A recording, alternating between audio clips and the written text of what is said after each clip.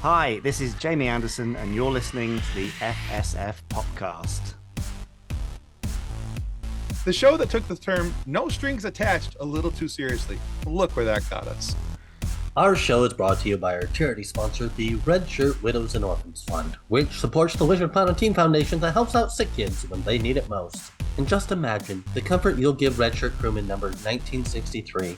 You'll know that when he puts on the red shirt and joins the Doctor and the Companion in their travels through time and space, he'll know that he didn't leave his family destitute and without hope, because the Red Shirt Widows and Orphans Fund has his back, and what's left of his banana daiquiri. All right, guys, our guest today is the son of the late, great Gerry Anderson, who created shows such as the Thunderbirds and Space 1999, just to name a few, because holy crap, there's way more out there than I thought there was. I knew of those shows. I was not aware of some of them, but yeah. Anyway, we have Gerry Anderson here, not just to talk about his father's legacy, but his own path in the media world as well. Jamie's an amazing producer, writer, and director in his own right. So we're very proud and very excited to welcome Gerry Anderson to the FSF PopCast. Welcome to the show, Jamie. Hello, what a nice introduction. It's all downhill from here. Well, only when we start talking again. Then it goes uphill when you start talking. So that's the way it works. But what goes down must go up. That's right. It balances out. We talk, it goes down. You talk, it goes up. I think sometimes there's a corkscrew in there too. And spiral out of control. And a loop-de-loop. That's the live show on Monday nights. The spiraling out of control. Yeah. Yes. All right. So, Jamie, for many of us, growing up in the shadow of our fathers can be a very difficult task, whether our father cast a good shadow or maybe not such a good shadow. Living up to the name of our dads can be a little bit tricky, especially if our dad's our hero and that's who we want to be like. But I have to assume that it's a bit trickier if your father's a celebrity and someone who's been revered in the sci-fi world like your father has been. So I'm curious to learn, how did you learn to grow and shine in your own light while still being somewhat in the shadow of your father? That is a great question. I'm not quite sure how to answer it. I mean, obviously you hang around somebody who's making TV shows, and it's exciting, right? So as a kid, I went to Pinewood Studios a lot with him and Bray Studios when he was there. Some of the biggest film and TV studios in the country, and watching ideas become flesh or resin or fiberglass or polystyrene or whatever, and then be translated from someone's mind to the screen for others to enjoy is quite an amazing thing and completely intoxicating. So from the time I was about 6 or 7 years old, and when Dad would say, "What do you want to do when you grow up?" I would always say, "I want to do what you do," because it's just cool, isn't it? I can't think of many things that are cooler. I'm sure others will think of things they prefer, but to me, it was the only path. He had a really rough time in the industry over the years. I mean, he made and lost his millions several times over, made a lot of enemies, lost a lot of friends, burnt a lot of bridges. It was his way, just the way he coped with things. So to him, going into the industry was a really bad idea. And so by the time I was 17, he said to me, "If you try to get into the industry, I will make sure every door is slammed in your face." Oh, wow. Which is kind of harsh words to hear as a 17-year-old. I mean, particularly as a teenager, you hear that sort of thing from a parent and your natural response is, get lost, Sure. It felt terribly unfair. And it was only probably, I don't know, 7 or 8 years later that I really began to appreciate what he meant was, I'm not having you go through the same heartache and difficulties that I have. So for several years, I carved my own path in other things, all manner of industries, but not media. And it was only about 8 months before he died that he said, "Do you know what? It's actually quite a shame you didn't come into the family business." But I don't think we could have worked alongside each other just because of his way. He was very kind of proprietorial. It was always his kind of focused outcome that he wanted. So it could never have worked. But the benefit of that was that it kind of taught me that I could go off and do my own thing and learn how to do it. And so now since his passing, I've been able to kind of hold these two things separately. One is let's celebrate and continue the legacy of Dad. Sure. That doesn't require me living up to anything. It just requires me celebrating it in the best way that we possibly can. And then on the other side, it's I'll go off and do my own thing, which is it might be anything from directing Doctor Who audio dramas to making documentaries or whatever. It's another thing. And sometimes those might cross over in the middle, but it has given me, I think, a healthy respect for I don't have to be Gerry Anderson version 2. I don't want to be. I don't think anybody could be. Sure. But I get to do those two things at the same time. So some harsh words and a harsh approach in my teens, although I don't completely agree with his methods, I think it's come to serve me quite well. Okay. So I can understand that to a certain degree. So my dad, although he's not a celebrity, he likes to think he is, but he's not, just a local celebrity. He is. Sure. In his own mind, he's a celebrity. But here, we have the building that I'm in is our sign shop. And my dad and I have worked together for many years, and for me, it's difficult because Dad has his way of doing things, and that's the only way that things can be done. And, you try and go, well, what if we did it this way? Working with family can be very difficult. So on the one hand, I can see where you would have wanted maybe to go work with Dad and do the things, but I also see the benefit of going out and learning to do it on your own. Because it wasn't until in my later years in life, I worked with my father when I was younger because, my dad owned a company and that's where I went to work and make money. But then I got married, went off, did my own thing and learned how to work in the world separate from Dad and how Dad does things. So I can see both sides of it, and I can see how that could be a benefit for you as well. From that vantage point, it's a little bit different of a story, but obviously I think there's some parallel. I saw a lot of parallel with you and the movie Inception and that whole plot line of having him to realize that he doesn't have to do it his father's way. Is that what that movie was about? There was a lot of other fun stuff happening, but that was the main thought they were trying to interject into his head. I'm like, okay, if that's what you got out of that, because I'm still trying to figure that movie out. I don't know how many years later. I don't think I've ever I'm not sure we'll solve that. that now. No. So going from your past projects to more of your current work, IMDb, we know, is not always 100% accurate. Oh dear, don't use IMDb. It is the Wikipedia of the entertainment industry. But anyway, as of now, it said that there is a project of yours called Shelf Life Home Run. Is that correct? Oh, yes, that is correct. Okay, but then there are no other details.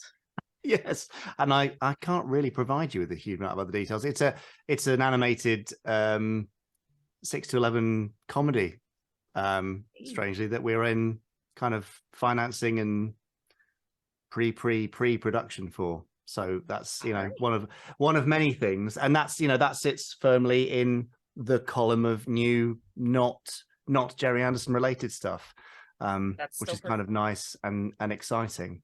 That's awesome. So do you have other projects that other newer projects that you can talk more about than that one? Because that's the really tough thing, right? So we mentioned kind of learning how to do things and cutting your own teeth and carving your own path and all that kind of stuff. And I have definitely made quite a few, should we say, mistakes or missteps, or had a few failed experiments in terms of my approach to things. So we did some development work a few years ago on a proposed new puppet series to be filmed in Ultra Marionation, the updated kind of version of Super Marionation. And it's really strange, actually, because I can see a kind of mirrored parallel with Dad's approach towards the end of his life, with my approach at the beginning of my career. So towards the very end of his life, he was desperately trying to secure the rights to remake Thunderbirds. And he was really ignored and shut out by the rights holders, and it was very painful for him. And he went on BBC News, our main broadcaster, and basically said, hey, great news, I've got the rights to make new Thunderbirds and we're going to do it, and we're going to be starting production in about 9 months' time. And his aim there was to create momentum and kind of force the hand of the rights owner to let that happen. Fast forward 5-6 years, I found myself doing a very similar approach, which was we had this show Firestorm, we are still working on, but now in a slightly modified form. And we had an investor lined up, and we went out to MCM Comic-Con in London, and we showed our pilot, and I was like, and we've just signed the paperwork to do this new show. Spoke too soon. The funder collapsed about 3 months later, disappeared with all the money, and left us in a rights limbo where the rights were assigned to a party which kind of was on the way to not existing, but still existed at that point. So there are things like that where I've gone out before and made the mistake of saying, yes, we're good to go before the money's in the bank and before we're doing first day of principal photography. So with that in mind, yes, there's loads of stuff that we're working on. Stuff moves at such a glacial pace. It's kind of painful, really. Yeah. But there are always things happening, and we're active in not just television and film production, but in audio drama production and publishing and multiple other areas. So there's always publishing stuff coming out.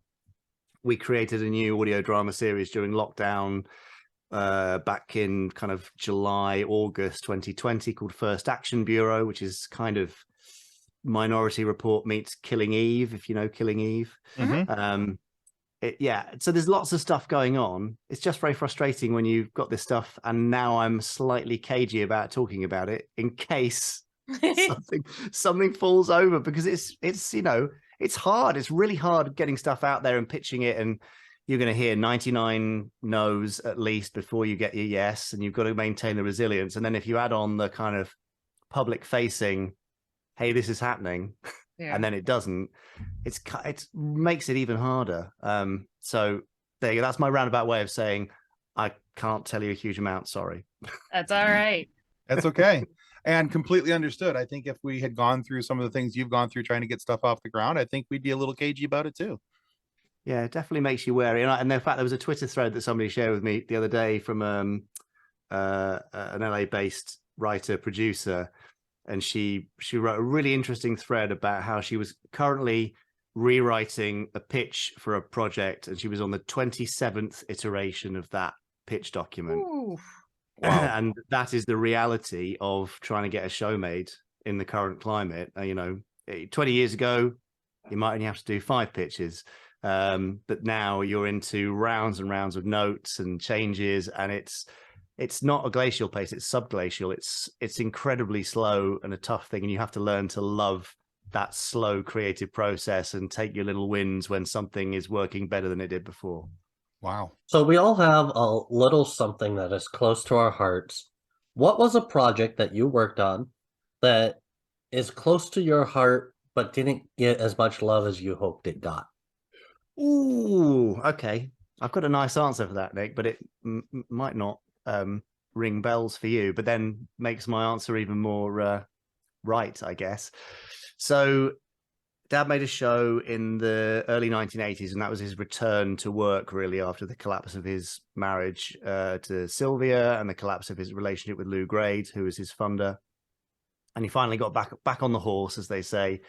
And this show was called Terrorhawks. It had a bit of a cult following in the 1980s, and a very memorable alien character called Zelda, who was a wrinkly old space witch who, unfortunately, it seems, was Dad's slightly childish attempt to get back at his then ex-wife. So rather cruel and childish, but I think you can all kind of laugh at that distant past. We've all been there. The show ran for three series of 13 episodes, so 39 in total. And then that was the end of it. And then we had an opportunity to bring back a full cast audio drama version with the remaining cast in 2015. And we did 3 volumes of that audio drama. And we rebuilt the main character from the ground up. Because in the original show, the main character was a kind of unlovable not hero. He was kind of irritable and irritating, and it felt like the letdown part of that show, which was otherwise quite fun. And that led to an hour-long finale of the series in the end of the third box set, and the evolution over that group of 24 episodes is something that I'm really proud of, from a producing and a directing and a scripting, every point of view.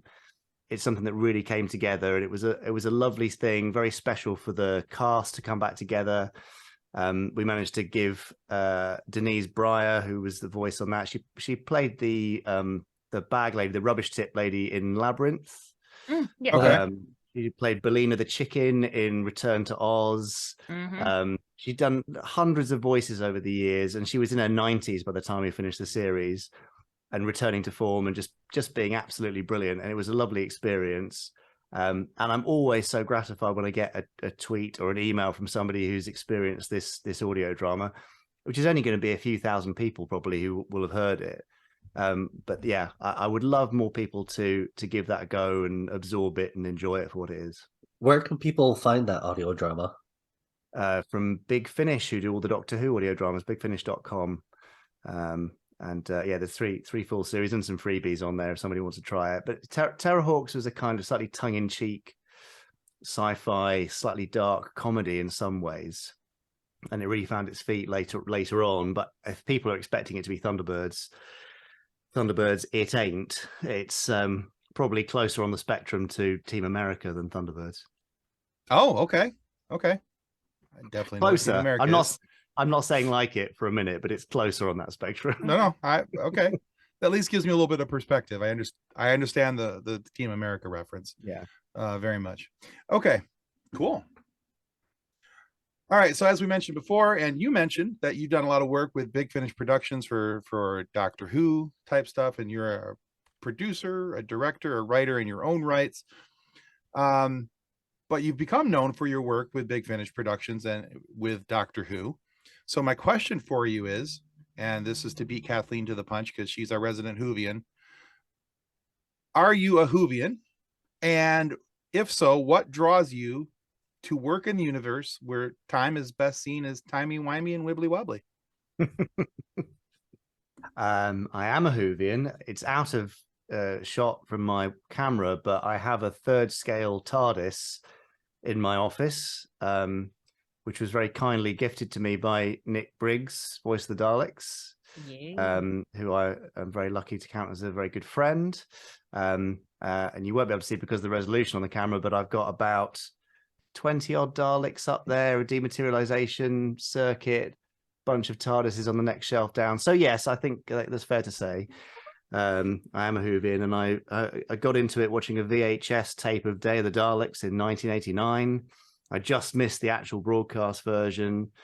So yes, very much it's been a part of my world for a long time, much to Dad's irritation, I should add. Like my TARDIS sweatshirt is just on my bed next to me. I was tempted to wear my TARDIS onesie for this interview, but I thought better of it, seeing as we're mostly talking Anderson. So yeah, I always been very fond of it. Now, amazingly, I wasn't even aware of Big Finish until 2013, sorry. And I'm not quite sure how that happened. I think I kind of fell away slightly from the world of Doctor Who. And then we did Terrorhawks with Big Finish, and I directed for the first time, having taken some guidance from Nick there and David Richardson, and shadowed a couple of directors. And Nick heard me directing and said, "Do you want to give a Doctor Who a try?" Which was a terrifying prospect. I mean, I'd met some of the doctors at events and stuff, but never in a professional capacity. I mean, in the most unprofessional capacity, probably being a real kind of tongue-tied fanboy, probably. And not only was it my first production, I think, was Peter Davison, and I was so terrified that I engineered the casting of this story to basically include a bunch of my mates. So the story was The Waters of Amsterdam, and in the cast I had Richard James, who co-host the Gerry Anderson podcast with me and was in Space Precinct in the 1990s. Wayne Forrester, who was the voice of new Captain Scarlet in 2005 and worked with Dad for probably 15 years before that. Robbie Stevens, who is a voice in Terrorhawks and worked on and off and had worked with me on the Terrorhawks audio series, of course. And then I also cast Peter's wife to make sure that he would be nice to me. That's Nice. fantastic, though. I wouldn't recommend that style of casting. However, that cast, they were absolutely brilliant. And they were so kind of warm and welcoming, and it made everything feel very at ease. So that eased my way further into doing Doctor Who. And I don't even know how many I've directed, probably 30 or 40. But they gave me a trilogy of stories, which was the two masters. So it was two incarnations of the master meeting. And all that sort of stuff was really special, but quite challenging. Because spoilers possibly, but in that two masters, their personalities are switched between bodies. So I'm directing Jeffrey Beavers trying to be Alex McQueen's master and vice versa, without it being obvious until you get to the third story. So there's like real kind of technical directing challenges for a complete novice. And obviously nepotism has played a part in that, I'm afraid to say. It just is the way of the world. But I'm very grateful to Nick and others at Big Finish for saying, actually, he's not just his father's son. He's got something of his own, which has been, it again, feeds into what we spoke about right early on of carving my own path. That's awesome. So piggybacking off of Tim's original question, because Tim is not the resident Whovian, he is the resident Star Wars nerd, but he has seen maybe 2 episodes of Doctor Who ever? 3. Thank you very much. Wow. 3. 3. I've stepped up in the world. I used to only have 2. Wow. I started watching it, and I'm in the Christopher Eccleston series timeline, which it's a hard place to start. I get it, but that should be our next watch through Patreon exclusive, though. When we're done with Stargate, we'll watch Doctor Who. I would say Firefly, but that's going to be a really quick series. Right? That's easy. Yeah. Doctor Who will take you longer. If you go back to classic, you'll be doing lots. Right? Go back to classic Who. That'd be fun.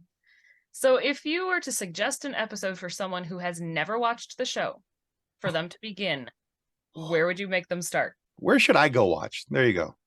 That's really, really tough. I mean, I think everybody who gets into Doctor Who, their starting doctor or doctors will always be their place where they recommend somebody access it, because that was their first exposure. I mean, mine being Day of the Daleks, which is it was John Pertwee Doctor's story. It's actually not that good, but I fell in love with it as a 4 or 5 year old. I was completely obsessed, and then very soon after that being bought, Genesis of the Daleks, which is a pretty serious Tom Baker story, and that was my first time realizing that the actor changed. Again, I should have said spoilers. Sorry for anyone who doesn't know that about Doctor Who. Doesn't understand that a 50-year-old television show has. You never know. There's always somebody that says, "Oh, I can't believe you ruined that for me."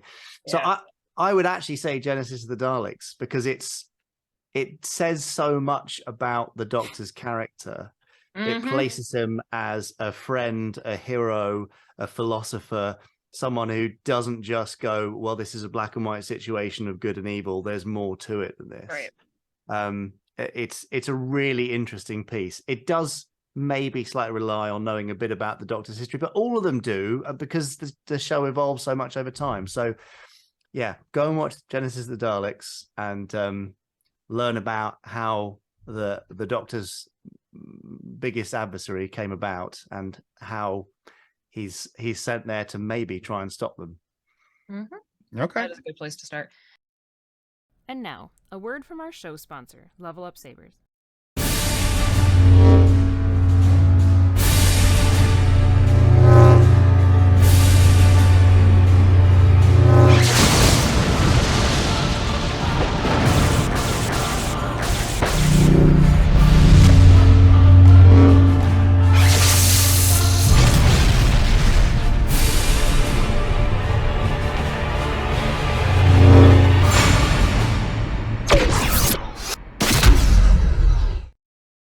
link can be found in the show notes.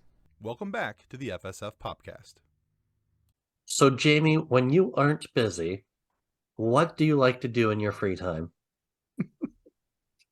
When I'm not busy, so I slightly take after Dad in that I'm probably a bit of a workaholic, but because I enjoy it, because there's a lot of fun stuff to do, and I often find myself too busy, and then get offered something shiny and new, and we'll take that on as well. So I end up too busy. But I live on a farm, and we have quite a lot of animals. So we've just had a litter of puppies, and we've got lambs being born. So actually, it's kind of a nice distraction and a must-do element, because the animals need looking after, feeding, manure moving, all that sort of stuff, and then the reward being new life. So that's a kind of lovely distraction from the rest of the stuff. But so often work doesn't really feel like work. I'm doing a script editing gig for Big Finish for a to be announced Doctor Who related thing that's being announced in about 10 days time. And diving into that, and having to do quick turnarounds on storylines and getting things approved and making tweaks to make them all thread together, and working with the writers, that kind of thing is so rewarding, that I probably could do with more hobbies for my brain's sake, but then I wouldn't be enjoying as much. There you go. Okay.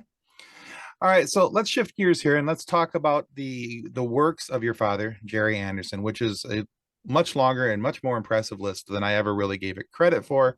Because I did go to the Gerry Anderson website, and there was the list of shows. Like I said, I knew of a couple of them.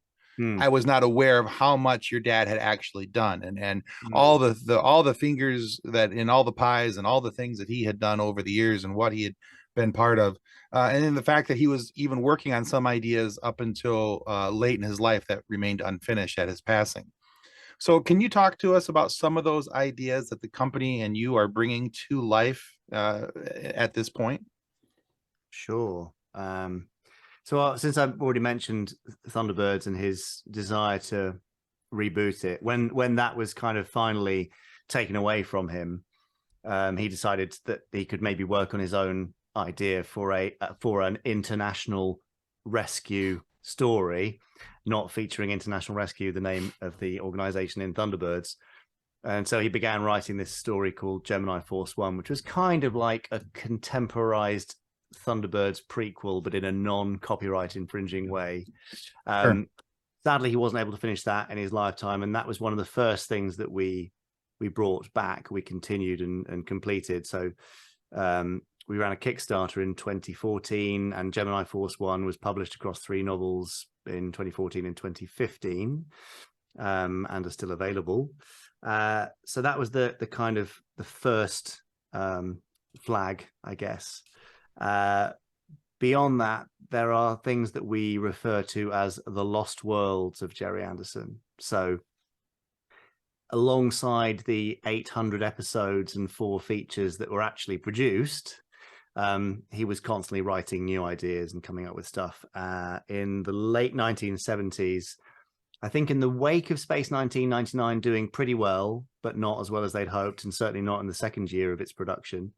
Then off the back of the success of Star Wars, he and his writing partner, Tony Barwick, wrote a film script, feature script called 5 Star 5, which was basically the Magnificent Seven in space. Okay. And that film was funded and was in pre-production. And you'll be familiar with this story by now. The financing collapsed and the production collapsed, and the script was stuck in a filing cabinet, and that was that. So again, that's one of the projects that we wanted to do something with. Okay. And short of having $50 million or $100 million to make a movie, which is kind of hard to come by, we decided to novelize the script. So again, my dear friend and colleague Richard James, who is an excellent author, novelized the script, and so that project was then available for fans for the first time, and has been very well received. That we've continued in that vein. There was another project he put together in between the first and second years of Space 1999, called various different titles: Rescue 4, Intergalactic Rescue 4, which is kind of Thunderbirds and Fireball XL5 meets Lost in Space. There were 10 story treatments for that. It was supposed to be a live action or maybe even an animated kids series. I think they pitched it to NBC in 1975. Didn't get made, sat in the filing cabinet. Now out there as one book, 10 stories, giving you a kind of 10 episode overview of what would have happened in that series and leaving it for more. Richard's been busy doing more 5-Star 5, so there's a sequel book, and there may be one more possibly coming up in the future. Very cool. All right, those are the lost worlds, and then there's lots more beyond which he never publicly spoke about. That information is not out there yet, and we're working on things in the background. We must have a slate of about probably 8 Gerry Anderson projects in development at various stages. Wow. Alongside Fantastic. probably another 8 non-Anderson ones. So it's a good collection. Fantastic. Nice. That's cool. So again, back to IMDb, our wonderful, wonderful friend. Looking over your credits, it lists you as a director and a producer, but it also says that you started out as an uncredited gopher on 1994's Space Precinct. I can talk. Yes. So having gone from the uncredited job to being a producer and a director, what piece of advice would you give to someone looking to start out in the entertainment industry? Wow. I mean, nepotism is a blessing and a curse. It's amazing actually how the name opens some doors and firmly closes others. So having that connection is not the be all and end all by any means. I would definitely say to not take a leaf out of Dad's book when it comes to maintaining relationships.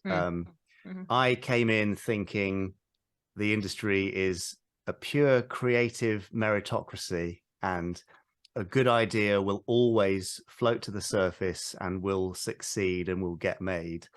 And that is just not the case. So you're going into an industry where connections are everything. People are everything, because at the end of the day, any decision maker, whether they're going to employ you or fund your show or buy your show, whether you're producing or doing any other role in front or behind the camera, they're taking a risk on you. And it will always be so for you to get your first job or go into a new role, step up into a new place.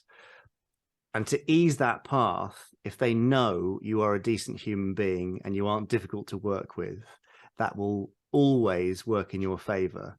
So I don't believe in this thing of, directors and producers having to be nasty pieces of work. I don't believe in the nice guys finish last thing.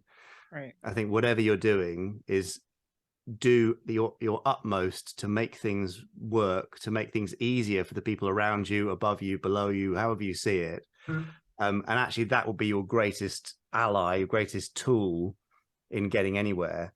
Early days, offer to do stuff for free to help somebody out. Don't expect everybody to help you out, and that will be the best stepping stone.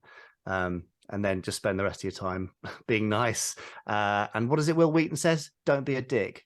Yes. Yeah, There you go. I could have just summarized it by saying that, but there you go. You've got the data to back it up now. There you go. So we have a Facebook group. It has over 210,000 last I checked. And it is just filled with memes galore of everything. Too many memes. Yes. All the memes. So which character from Terrahawks would you like to see thrown into a new nerdiverse? Which universe would that character land? And would they be a hero or a villain?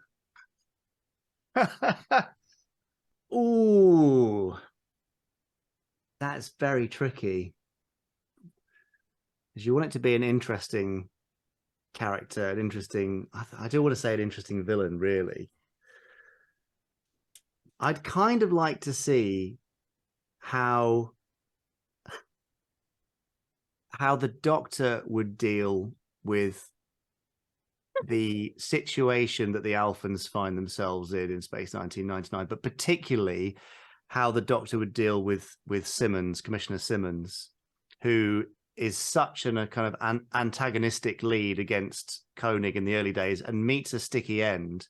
I wonder what would happen if the Doctor met him, how the Doctor would deal with Simmons, and if the Doctor could or would help the inhabitants of Moonbase Alpha. But yeah, Simmons meets the Doctor. It's a bit niche, but there would be an interesting meeting of minds there, and I wonder if the Doctor could change Simmons' attitude a bit.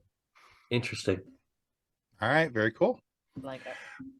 All right, Jamie, we're at a point in our show where we used to end it with a quiz, but lately we've been ending with a silly question. Because Not all that of we've our asked. other ones have been so serious. I was gonna So say. very serious. This is just one last silly question, our last and final dig. All right, so Jamie, what's the funniest Wi-Fi name that you've ever been connected to Or C. or seen? Yeah, I have a buddy who's says you can't touch this. FBI surveillance van, I've seen that one. Gosh, that was a good one, isn't it? I mean, certainly an absolutely unrepeatable name of a Wi-Fi network that belonged to some neighbors of mine when I was a student, which was basically don't connect to this network. Well, there you go. There you go. But I can't repeat the full name. Sorry. No. Fair. Understood. When my husband and I first got married, our Wi-Fi at our apartment was the Batcave. It was very confusing. See, that's People, cool. They're like, the Batcave? Why? Because I'm Batman. I'm going to change my Wi-Fi to the TARDIS now. There you go. I think ours good now one. is Kingdom of Was. I didn't go with anything fun at my house. I just went with whatever was on the back of the Wi-Fi and called it a day because Is I your was password lazy. still the 900? Oh yeah, it's just it's like 9 digits, alphanumeric, whatever was on the bottom of the router, and I just went, yeah, good enough. Oh, Tim, come on. There's bits of your life you can So take control old. of and I enjoy. think ours right now is ankle sneeze. I mean, Tim, you could have yours be the Millennium Falcon. I thought about it honestly, because for the longest time we called our house the Hacienda, so I was going to call it, do something along those lines. But then like I said, I got lazy and just like, that's good enough. Nobody's going to break that. Called it a day. You can be ours called is- Don't Go Solo unless you're Han. Ooh. Ours is Kingdom of I- Was, and then like our Roku in the living room, because we had for a while the remote didn't want to work, and so we downloaded the Roku app, and then you have to name which Roku device is which so that it doesn't get confused. So the one in our bedroom is the Batcave. The one in the living room is the Grand Audience Chamber. It's like, why not give things fun names, Tim? Well, Jamie, thank you so much for being on our show today. Where can our listeners go to find out more about you and your works? Time for a plug. Yes. So GerryAnderson.com is the website for content. If you want to know about the shows, about the history of the man, etc. There's the GerryAnderson.store, which for listeners in the US is GerryAnderson.store. And also we have a podcast. If you're listening to a podcast, then you must be right for listening to podcasts. So if you want to hear more of my delightful accent, then you can hear it every week at GerryAndersonPodcast.com. There you go. Awesome. Well, we will link all of those for our viewers and our listeners so that they can find you. They can follow you in the least creepy way of saying that. They will follow you. Have you Digital done any audiobook readings? No.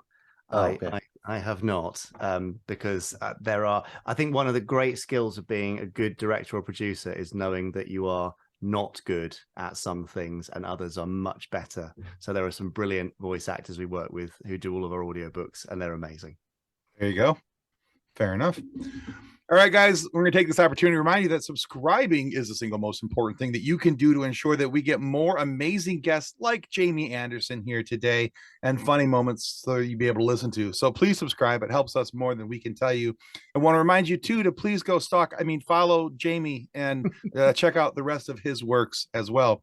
Now, if for whatever reason you are not happy with the content of our show today, please feel free to lodge a complaint with the head of our complaint department, the head puppeteer from the Thunderbirds, Gerry Anderson's evil twin, Jami.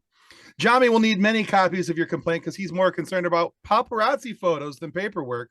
But when he chooses to take care of the complaints that you send in, just know that whatever action is taken, it's only going to be done from the standpoint of what's best for Jami. But rest assured that we're going to be unhappy with either way because we had to deal with Jami. He's terrible. He has just the goatee because that's, the evil twin has to have just the goatee. Of course, yeah. If it's the mustache and the goatee, though, it's a Van Dyke. I learned a thing from Hamster and Gretel. I learned a thing from a cartoon. Are we sure that he's actually evil, or is the Van Dyke? Yes. The quick answer is yes. Hair. Sentient facial hair. Anyway. Well, all right, guys, Jamie, that's good. Yeah, thanks Jamie. again for being on the show. Thank you for having me. Appreciate that. All right, guys, that's going to conclude us for the FSF PopCast. Goodbye. Ciao. On behalf of the rest of the hosts of the FSF PopCast, we want to thank you for listening to this episode. If you'd like to be a guest on a future episode, please contact us by means of Twitter or Instagram using the handle @FSF PopCast, or go to www.fsfpopcast.com and click on the Contact Me link. Thanks again, and hope you enjoyed the episode. Copyright 2023 FSF PopCast. Reference to any specific product or entity mentioned on this podcast does not constitute an endorsement or recommendation by FSF PopCast. The views expressed by the guests are their own, and their appearance on the program does not imply an endorsement of them or any entity they represent. If you have any questions about this disclaimer, please contact us via email at info@fsfpopcast.com. Original music by Jordan Michaels.